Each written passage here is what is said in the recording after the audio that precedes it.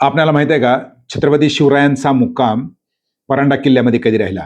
त्याच्यानुसार ज्यावेळेला आपण वासी बेंद्रे यांचे मालोजी राजे आणि शहाजी महाराज अशा प्रकारचे एक पुस्तक पाहतो, तर त्याच्यामधल्या पान नंबर 302 वर एक उल्लेख आलेला आहे.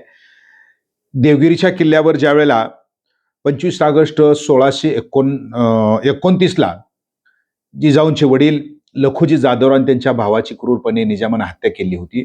तर यावेळेला याच्यामध्ये जो उल्लेख आलेला आहे पुस्तकामध्ये 302 वर, तर तो उल्लेख काय आहे? निजामाचे गुप्त कारस्थानहून जाधवराव त्यांचे मुलगे ठार मारले जातात. यावेळी शहाजी दूर परांड्यास होता. याचा अर्थ असा होतो की शहाजी महाराज आणि जिजाऊ साहेब जे आहेत या ठिकाणी यांचा जो मुक्काम आहे तो परांडे या ठिकाणी राहिला आहे. म्हणजेच शिवरायांचा जन्म ज्यावेळेस आपण पाहतो 19 फेब्रुवारी 1630ला झालेला आहे. म्हणजेच याच्या अगोदर आपण पाठीमागे जातो, ज्यावेळेला शहाजी महाराज ही घटना जी घडलेली आहे, तर त्यावेळेला शहाजी महाराजांचा मुक्काम बरेच दिवस या परांडा किल्ल्यावर राहिला. म्हणजेच एकंदर पोटामध्ये असताना शिवराय हे परांडा किल्ल्यामध्ये मुक्कामाला त्या ठिकाणी आहेत, किंवा शिवरायांचं वास्तव्य जिजाऊंच्या रूपानं या परांड्याच्या किल्ल्यामध्ये राहिलं. ही आपल्यासाठी किंवा या परांडा किल्ल्यासाठी अभिमानाची गोष्ट आहे.